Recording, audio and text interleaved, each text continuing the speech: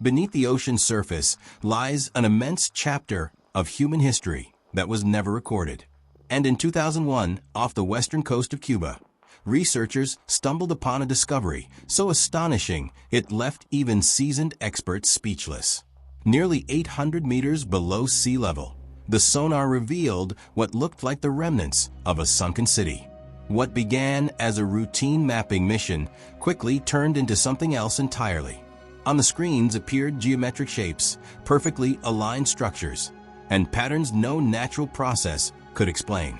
This wasn't just another underwater anomaly. It was as if the ocean itself had preserved the memory of a lost civilization. The find was so unsettling that it forced scientists to question their own eyes. By sheer accident, two naval engineers, Paulina Zalitsky and Paul Weinsweig of the Canadian company Advanced Digital Communications, were thrust into the spotlight of one of the 21st century's most controversial archaeological debates. Hired by the Cuban government to chart the seafloor, they never imagined their names would become forever tied to what many now call the Atlantis of Cuba. And if this submerged city truly is a remnant of a forgotten past, what other truths could still be hidden beneath the waters of our planet? The mission sounded routine, almost ordinary. The goal was to use advanced sonar technology to scan the seafloor in search of sunken Spanish galleons and, perhaps, potential oil reserves. For the seasoned research crew, it was business as usual. But the ocean had other plans.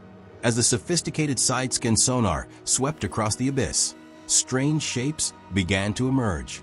At first, faint lines, then patterns, and soon it was undeniable. These were not the random formations one would expect to find in the deep. These were deliberate.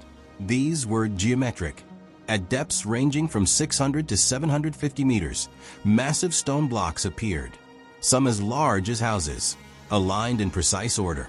Corridors stretched for hundreds of meters, bordered by what looked like walls.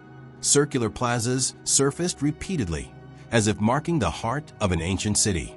And among them rose pyramidal shapes, their geometry unmistakable even through the grainy sonar images. A heavy silence fell over the ship. Seasoned researchers, people who had spent their lives separating myth from reality, stared at the screens in disbelief. What they saw simply should not exist. Who could have built such advanced structures at a time when, according to history, humanity was barely beginning to stand on its feet? If real, these ruins would predate the Egyptian pyramids by more than 45,000 years. The weight of that realization hit like a tidal wave. As the processed data sharpened the images, the truth became harder to dismiss. The forms held their symmetry across multiple passes, defying geological chance. It was as if an entire metropolis lay submerged, frozen in time beneath the Caribbean waters, guarding secrets never meant to be revealed. And then came the inevitable comparison. The concentric plazas, the grand design, the monumental scale, all eerily reminiscent of Plato's Tale of Atlantis. Could myth and science be colliding in the most shocking way imaginable? And if this revelation has already surprised you, don't forget to hit the like button, so more people can join you in uncovering this story. But fascination soon met skepticism. Some geologists argued it was nothing more than unusual limestone formations sculpted by erosion. Others swore the geometry betrayed the unmistakable mark of intelligent design. The debate raged on. Proposals for manned submersibles and direct exploration were drafted, but politics, costs, and bureaucracy froze the plans. The world moved on. The site, nicknamed Mega, remained untouched.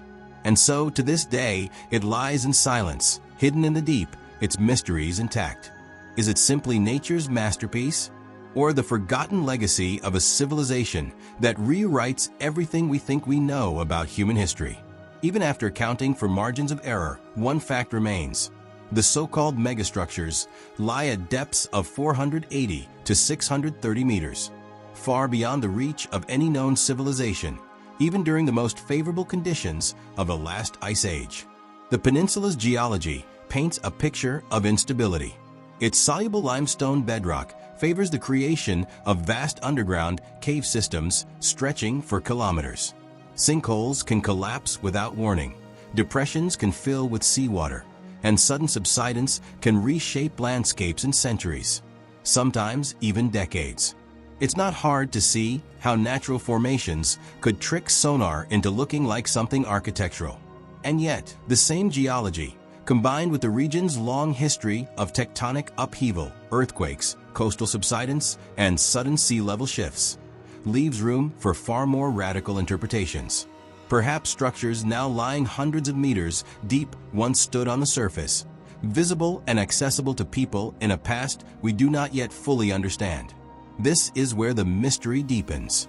For while science offers plausible natural explanations, it cannot fully dismiss the possibility that we are glimpsing something greater, a forgotten civilization's legacy, or a chapter of Earth's history still missing from our timeline. The megasite is more than just an archaeological enigma. It embodies humanity's relentless drive to probe the unknown, to seek answers in places where light can barely reach. In an age when satellites have mapped nearly every inch of the surface, the deep ocean remains one of the last frontiers, a place where the unexpected still waits to be discovered. So the question remains, are these merely collapsed caves, quirks of geology, or evidence of something we were never meant to find?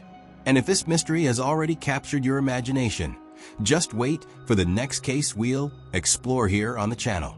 Because with every answer we uncover, even more unsettling questions rise from the depths.